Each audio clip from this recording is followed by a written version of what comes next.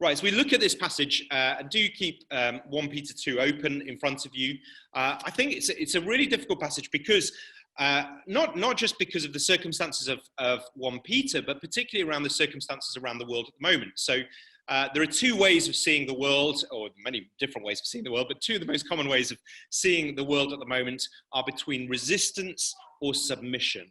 And we have to ask ourselves the question, is the church predominantly a resistance movement, or is it about maintaining the establishment and the status quo? That's one of the things that Christians are having to work through. Where do we sit at the moment in terms of how we relate to power? So what would you do if you were a Christian today in China or Hong Kong, having your church closed down, when you see the police looking out for you and wanting to know where you are and what you're doing? Or how do you cope in different parts of the world where you sense there is real oppression over what the church can do? And the truth is, there have always been Christians who fall on either side of the argument. Do we resist or do we submit? And how we have behaved as Christians often has changed at different times in history as well. But it's fair to say that these verses in 1 Peter are some of the most controversial verses in the New Testament, often used by people, it should be said, on the status quo end of the argument, wanting to say Christians should always work to maintain the status quo. And that is a huge challenge for lots of people. So John Lewis, who was one of the founding fathers of the civil rights movement in America, who died earlier this week, once said, "I want to be free now." To those who have said, be patient and wait, we must say that we must not be patient. We want our freedom not gradually, we want to be free now. And into that, lots of people have looked at verse 13 and said that is a troublesome verse for lots of people. Submit yourselves for the Lord's sake to every human authority. And that verse and how it's been used traditionally in American history was one of the reasons that Malcolm X rejected Christianity to become a Muslim, because of what he saw the role of Christianity as a way of making people more complacent in the face of social justice in America at the time. And he got very frustrated that many of his fellow Americans didn't want to fight for issues of social justice because of on race relations, because of Christianity and because of verses like this in 1 Peter 2. Now, fortunately, well, lots of other people, Martin Luther King did a lot of work on places like 1 Peter to help us understand how to process this in a contemporary situation, because we have to ask the question, what happens when the people who are in authority over us are using their authority in an evil way? Now, my aim this morning isn't to settle all of this for us, and it's important not to miss not just the applications that might apply to other people in different situations, but what do these verses mean for us in our situation? How do we begin to look at it? And let's just cover the conclusions first, okay? The first place that Peter lands is by saying, live lives full of good deeds and be a blessing to people who have authority over you. And it's the same thing, actually, I think, that the prophet Jeremiah said in the Old Testament to people when they were taken off to live in Babylon. Work out what your relationships ought to be in terms of how you live with those who have power over you. What does that mean? You've got to figure that out. Secondly, you've got to work out what your relationships are to very different people who have authority over you. So your responsibilities to your governors and your responsibility to your neighbors might be quite different. And lastly, the big conclusion he begins with is live as people who are free, but bound to God. Your allegiance in everything really is primarily to God first. Now, it can be a bit strange because as we look at those things, we say, well, hold on, what happens when those things are in competition to each other? Do I submit myself to authorities over me, or do I live as a free person before God? So, well, let me try and start just by making 4 general comments about these verses, and then we'll look at some specifics of them, okay? Number 1. One of the main things that Peter has already said in the book of 1 Peter is that no one is really free. Okay, chapter 1, he's pointing out all of us actually were in spiritual bondage. But he says you were redeemed as Christians from the empty way of life. You've already been released from your bondage to death and sin. But his view of the world is that until you've really seen what Jesus is offering you, you can't make sense of what life is all about. You're trapped, you're captured. It's a point the artist Aaron Douglas makes in in a painting I was going to show you, but I can't get it to work this morning. Into Bondage, he has this incredible painting of slaves, but looking to the light. And he says, Aaron is explaining the painting. He says, we are encouraged in 1 Peter to live as free people, whatever our circumstances, but it's a freedom based on a relationship with Christ. And the point is that we're all in bondage in some form without Christ. Secondly, the second thing to see is that the secular power that Peter was writing about was definitely, by any definition, an abusive power structure. Okay, Nero was an absolute power without any responsibility to anybody else other than himself. And how power worked in society at the time was not the way it works now. There was a very close and clear hierarchy.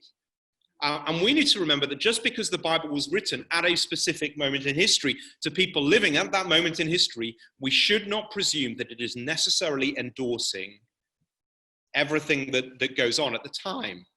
The Bible is not endorsing a particular power structure to us, I think, as an example to us. I just don't think that's the case. So I don't think you can read 1 Peter and say, in terms of how we relate to the emperor or anybody else, and say that is how Christians always ought to relate to every secular authority. I think when you read Revelation, you can't believe that the Bible wants us to uphold all the power structures of Rome. You know, it's the great Babylon. It is set against Christ. But it should say something to us that even within those very abusive power structures, we have to figure out how should Christians live. And at this point, the people that Peter was writing to, the church was largely an underground movement, and it was servants mainly who were becoming Christians in significant numbers. And the church that Peter was writing to was mostly made up of people who had very little influence and power over their own lives, let alone in terms of civil governance. And Peter was writing to them about how they ought to respond to the injustice and suffering they were facing day by day. And also we need to recognize, well, okay, the emperor was oppressive, but those domestic situations they were in were actually deeply complicated. Peter uses a word in verse 18 to describe these words, to describe these people, not strictly as slaves in the way we might imagine, someone who's stolen from their homeland, working in shackles on a plantation. There was a different word for that, actually. He uses the word here for domestic servants. So that includes people working, running the household, teaching children, and so on and so forth. People very often working very closely with their masters. Now that I don't think lessens the horror of their situation, and Peter doesn't talk about, he does talk about them being beaten and so on. It is a difficult situation. But I mention it because when later on in the 17th, 18th, 19th centuries, you've got slave owners on plantations quoting 1 Peter, telling hundreds, thousands of slaves how they ought to relate to people who are in a position of authority over them, we need to be clear that isn't appropriate. That isn't the intention of 1 Peter. Those two situations are not the same, and we shouldn't blame Peter for that. I know that's how this passage was used, but the circumstances are different. And the Bible actually has plenty to say that condemns slave owners and people using the Bible as a tool for oppression and using it in a way demanding to be served. That's very sinister. And I don't think for a moment Peter believes that these slaves or servants shouldn't work and organize themselves so they're in freedom. And verse 16 says, live as free people. Christ has set you free. But Peter's point here is the fact of their enslavement doesn't release them from their obedience to God. And actually the whole thing here is about really mission strategy, even to those who are in the worst conditions. The mission strategy was to seek to win everyone to Christ. And so that's the fourth thing. We need to understand that these letters were written a certain way, I think because Peter knew that the letters would be intercepted, they would be scrutinized. And it was a priority for Peter to make sure he didn't make life harder for these Christians as they received these letters. Any suspicion that he was raising an army or a rebellion would have meant the church would have been directly oppressed much quicker rather than just being ignored as it was. So my conclusion, when we come to 1 Peter, we shouldn't regard what is written here as a kind of an attempt, Peter's attempt to reinforce all the systems of slavery in the ancient world, but it is written as pastoral advice for a mission strategy in their specific context. Peter is talking, I think, far more about mission than he is about power. He's talking more about mission than he is about power. Now, as we get into the detail of the passage, just notice three things. Okay, the purpose, the principle, and the pattern. okay, in terms of how we relate to secular authorities. The purpose, the principle, the plan. The purpose, and he talks about it in verse 15, verse 16, verse 19. And Peter is driving in this section. His main thrust is to say, live holy lives so that you can win people to Christ, even your oppressors. And underlying that is an assumption that your holiness is the most powerful weapon that you have really in mission.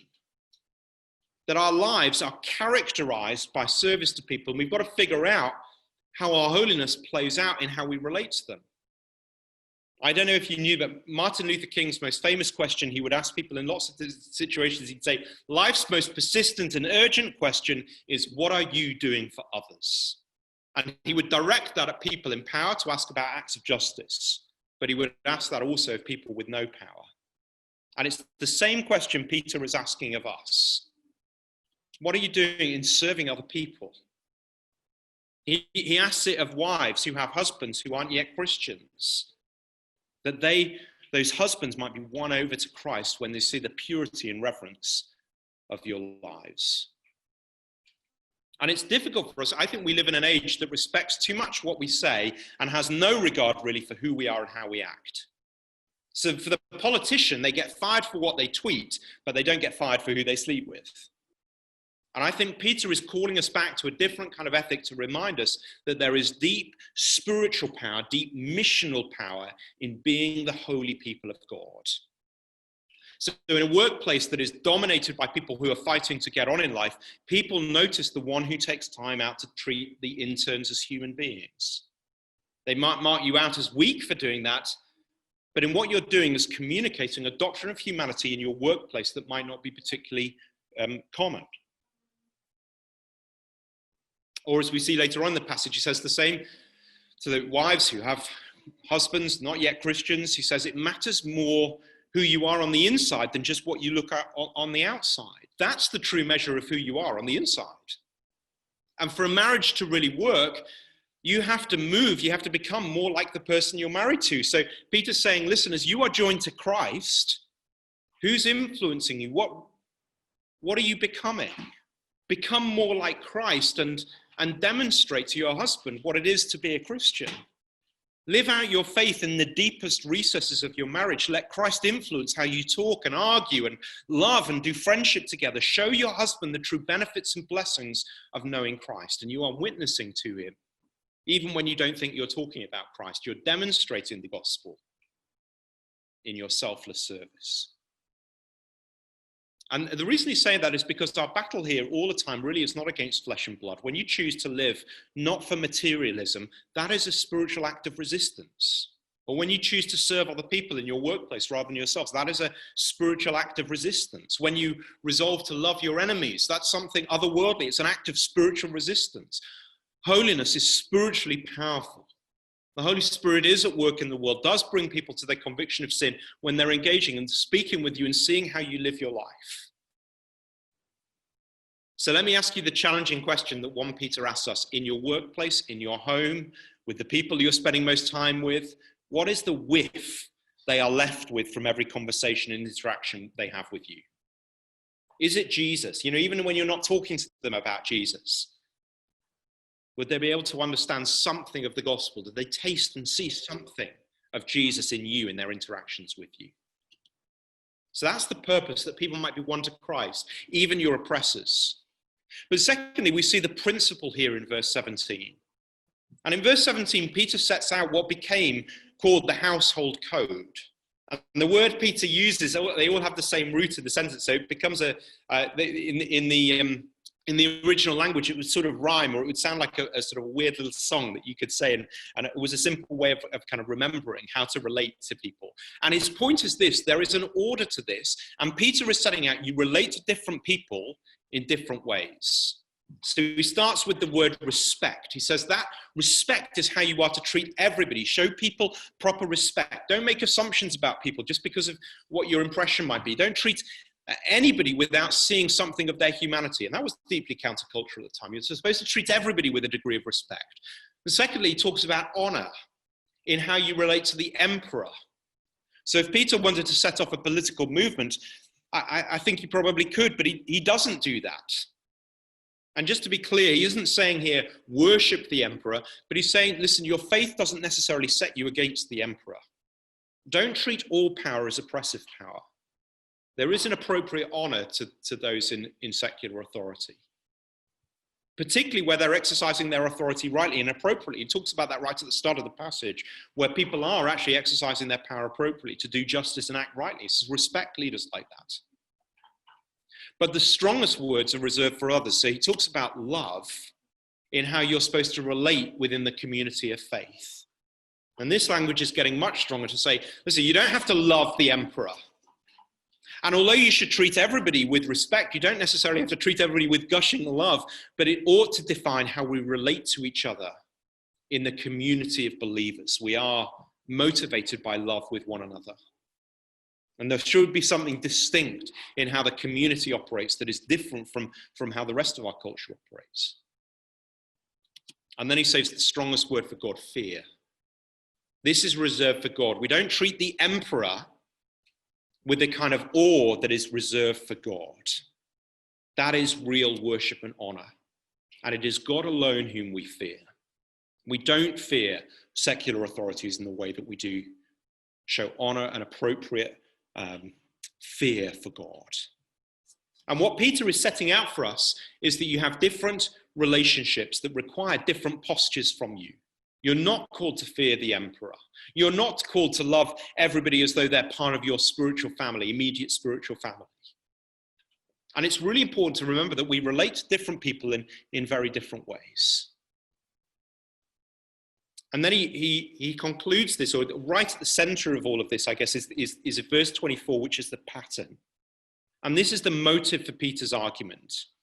I guess it starts really in verse 21. He says, it's because Christ suffered for you, leaving you an example of suffering for the sake of others.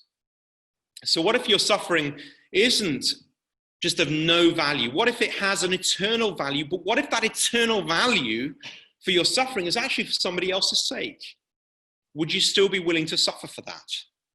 What if you suffer in this life, but it's they, even someone who has oppressed you, who benefits because of how God uses your suffering to bring them eternal life? Would you be willing to suffer for that, for their sake? And Peter says, do you know what? Jesus did that for you. This is the pattern of the kingdom. It is full of hardships. It is full of injustice. But it's only when you have no faith in God to believe that you might achieve something, not for you, but for somebody else. We have to push through that. To see is hard. But this is where Peter's pushing us to say, we die to self for the sake of others, because that's how Jesus lived. And he says in verse 24, he himself bore our sins in his body on the cross so that we might die to sin and live for righteousness. And then he again quotes Old Testament, by his wounds you've been healed. And Peter there is quoting from Isaiah and calling on that picture of the transference of the weight of sin during the Day of Atonement, when the weight of sin would be transferred from Israel onto the head of an animal before it was slaughtered for those sins. And Peter is saying the weight of that transfer has happened for you and me. He was treated as accursed. He was oppressed because of our sins. This was actually the greatest injustice of the world. And we were the perpetrators. We were the oppressors in that situation. Remember Jesus, the one washing the feet of the disciples, as Sarah mentioned earlier. It's an act of, I think we could all see it in that illustration very visually, degradation and shame. And then remember Jesus at the end says, I expect you to copy me in this, at least with other Christians, to serve each other deeply. But of course, we know it's far harder with people not inside the church. It's far harder with people who are not worshiping God, far harder with people who are oppressing us. How do we relate to people who actually worship money and call us to worship money in the same way they do, or worship other idols or gods? And they may continue to place their burdens, their sins, and the consequences of those sins on us when those things are being transferred onto us. How do we cope with that? How do you cope when people expect you to overwork because they worship work? Well, with the people around you, Peter says, when you absorb what you can absorb, you're copying Christ and you're pointing to Christ. But this doesn't mean you simply accept your situation. If you have an opportunity and some situation that's really weak, if you've got an abusive boss, you should confront him. If there are systemic injustices in the workplace or society or church, you should address them. But to address them costs something. And there's got to be something driving you towards change in that situation. What is it? Well, remember Peter, who as Jesus was being arrested, he cut off the ear of the servant of the high priest. Peter was very feisty, very self-righteous in that situation, and he was prepared to fight. And Jesus rebukes him. And through that rebuke, Peter realizes the power of force isn't the strongest power in the universe. There's something else that drives service that's even greater than force. Martin Luther King used to say, nonviolent resistance is a courageous confrontation of evil by the power of love. He said the motive at the heart, whatever it is, whether you're resisting or whether you're not resisting and serving, the motive needs to be the love of Christ, recognizing that's the power to change the world. And so even as we get to the end of this section, and Peter's kind of finishing the section, reminding them of the result, and he says, now you have returned to the shepherd and overseer of your souls. And he's reminding us that though the cost to Christ was mighty, the result in the end was union with him. We're now living joined to Christ. We have a relationship with God himself, and he cares for us. And for the people who Peter was writing to, this was a great reminder to say, listen, in lots of situations, you're just treated as things, as possessions in the eyes of people around you. And Peter says, you are owned, but you're owned by Christ. You belong to him. He shepherds your soul. He's brought you back to him. And in him, you have spiritual life. But in living to serve others, well, in some way, that's inevitable. And he addresses then a specific situation, talks about wives and husbands in the same way. And in the same way, as Christ, he starts with the wives who don't have believing husbands. And Peter says, listen, let them see your Christ-like kindness and gentleness. Let them see Christ in you. But in the same way as Christ to the husbands who have a terrible model of abusive marriages around them, Peter says, be very conscious of how you use power to those who it affects most. Treat your wives in the same way that Christ treated you, with love and other-centeredness. That's being considerate. That's what he's talking about. And then radically, he says to the husbands, as you are to treat your wives as fellow heirs with you. And you see what he's doing is he's elevating the status of the wives as the same level as the husbands. Wives who wouldn't even get the inheritance when the husband died. And Peter says, no, now you're to treat them as fellow heirs with Christ. The same status within the household of God. And what is he saying? In terms of how you use power, let them see Christ in you. Now listen, I think I've been quite long, so I'm going to stop here. But let me ask you a question as we finish. What power do you have, and how do you use it? You can ask, when people have power over you, how do you cope with that? How do you cope when it's oppressive and used oppressively against it? You can ask that question from 1 Peter. But also ask the other question, what about you in the situations that you actually have power? How do you use that in relationship with people around you? Listen, why don't you take a moment, just think that through for a moment, pray that in.